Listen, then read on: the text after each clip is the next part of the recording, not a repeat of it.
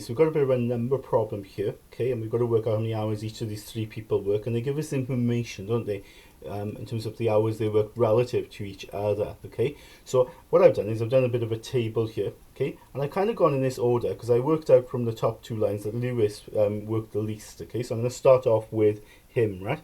Now, because there's 61 hours they worked in all together, okay, I'm going to start off with, say, 20, because that's roughly, you know, if there's three of them, that would add up to 60, yeah? So that kind of a sensible value to start there would be 20. Let's suppose Lewis worked out 20. And that's the idea with this question now. We're going to have a bit of a guess, right? A bit of a guess, and then we're going to improve on our guess to work out to get to the final answer. So let's suppose Lewis worked 20 hours.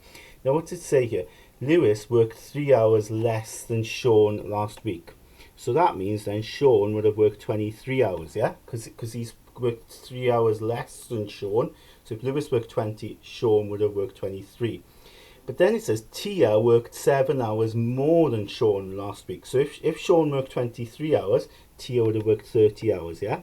Because that's 7 hours more. Now you just got to add these up, okay? If you add them up, it comes to 73 hours in total, right? So we can write the total there. Now they say 61. So clearly there I've overestimated, haven't I? I've gone wrong there. So what I need to do now is have another go, okay, but reduce the amount of hours. So suppose I've got Lewis working 19 hours, okay, 1 hour less. Now if Sean works 3 hours more, we need to add 3 onto that, yeah, and we get, what would that be, 22, yeah? And then Tia then works 7 hours more than that, that would be 29. Okay, so if I add that up, 19, add 22 is 41, add 29 is 70. Okay, so I'm reducing again, but you can see I've got some way to go to get to 61. Yeah, so let's reduce the amount of hours again. Let's go for Lewis working 18 hours.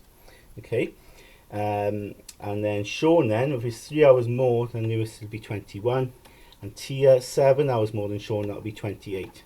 Add them up, and it comes to 67, right? You could see, you know, when I reduce Lewis's by 1, everyone gets reduced by 1. So you can see the total is reducing by 3. So we're getting there when we get into 61.